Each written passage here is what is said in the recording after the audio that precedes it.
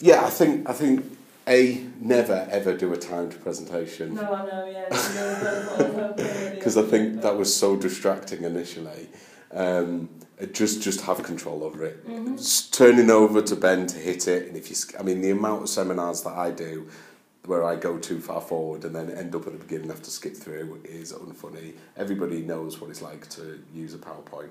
So just the time thing, personally, I felt super distracting because all I was watching was, and I felt you felt it distracting as well because you were like piling through information at 1,000,000 miles an hour, and I was just like, I'm not even listening to you. I'm just waiting to see if you get to the next bit. It was almost, and I wasn't not listening, but you know what I mean. That's how I want, and what you want is a captive audience. I think once I actually start, one of the reasons I asked him questions and interrupted you, you were solely reading off your thing, and actually when you started talking to us, the presentation became much more engaging. As a first presentation, I can understand writing it all down, but when you get on from there, maybe write some bullet points or even just use what I tend to do is I'll write something out like that, and then kind of put where I'm thinking, and then literally, not actually, but throw that away. And because I've written that out, for me, that's a cathartic thing. I know what I'm going to say, and then I use the presentation as literally just bullet points for me to get speaking. Your presentation, though, was good. Nothing more annoys me than somebody who just reads off a presentation. Because my thing has always been I can read quicker than you can speak, so you just could just stand there silent and just show me the presentation. I get the exact same information. You added more to what you were saying was adding more to what your presentation for me was saying, and it was really comprehensive, Natalie. Really impressed by that. The stats on there, using Mosaic, is very intelligent. I don't know if that's something that you guys do quite often, but I felt that was really intelligent. That shows an advanced level more so than others. A lot of people would just be age and gender and maybe interests, but understanding that that marketing's progressed beyond that is good for me. It's about lifestyle, isn't it? Yeah, really? And hobbies and motivations and inhibitors and all of those sort of things. Yeah. So you've taken that on, and I think you've understood that, which is important. Some people what the whole thing is about. It's about removing barriers. And I think that's what the whole programme's about in a way.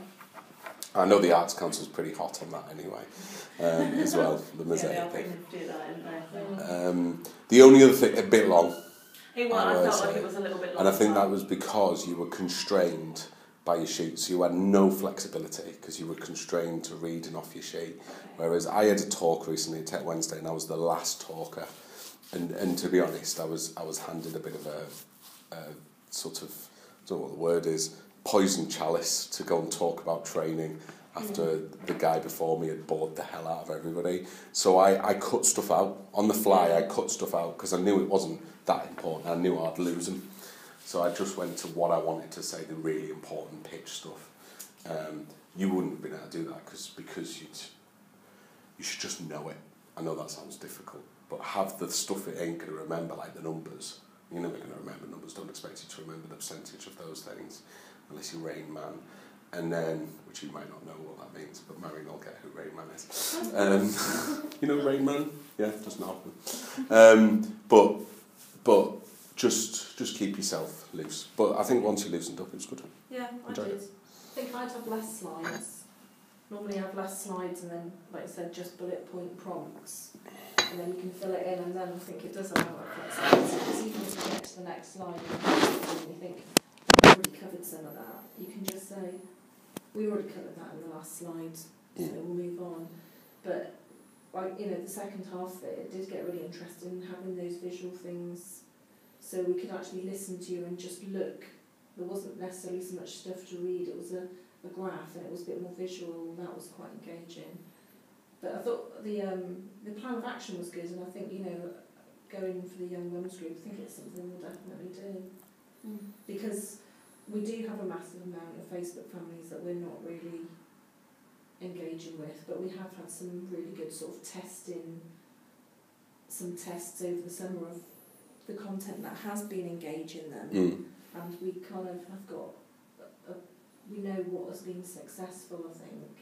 And so it's about trying to create more engaging content now And the ideas about, you know, sharing it into groups and doing some more dynamic content is good. It's just about ways in which we can do that, and maybe it's just free up a bit more of your time to do that. And it might be about you making a Christmas pom-pom and photographing it in the office, and it might be time well spent. Yeah. And doing like you said with the photos, you can do stop motion with that, so you could take 5 or 6 photos. You can go and there's a little tech shop out there, you can get those gorilla pods, you know, with the phones. They cost about £5. Have you seen them? We've got a camera and a tripod. Right, okay, we'll just set it up and do a little stop motion. You'd be making the thing and just take a photo every 5 seconds or something.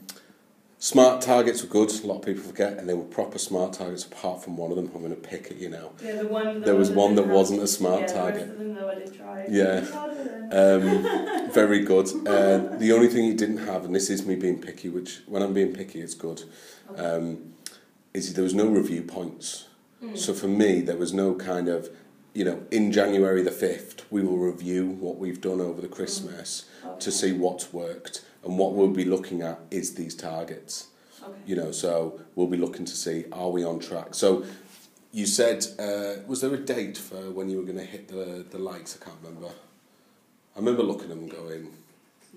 Are you on about... your targets, your smarter targets. Wait for it. Yeah, there you go.